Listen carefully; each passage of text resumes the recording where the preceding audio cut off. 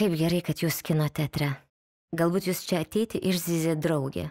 O gal jūs atsivedėte darbų malykloje perkaitusi draugą. O gal atėjote susitikti su savimi, nes visame šitame triukšme savęs pasilgote labiausiai. Kad ir kokia būtų priežastis, jūs čia. Apsidairykite ir be gėdos nužiūrėkite šalia sėdinčius. Jūs esate smalsių žmonių protesto prieš šlamštą dalyviai.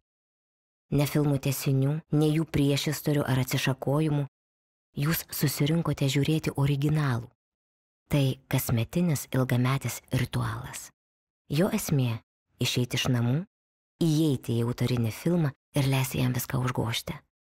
Bus visko. Vieni kūriniai trinktels, kiti paglostys.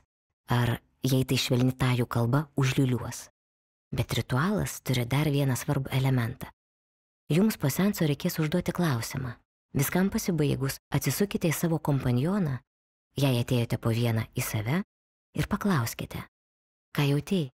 Tas gyvas užklausimas pavers šias peržiūras ypatingomis. Drąsiai sakykite, ką jaučiate. Juk tie, kurie jums kuria, taip pat jaučia drąsiai. Kino pavasaris. 30 gyvenimo kine metų. Kovo 7-23 dienomis visoje Lietuvoje. Didieji partneriai – Ergo draudimo grupė, Teleplay, informaciniai partneriai – LRT, 15 min, žmonės, M1+.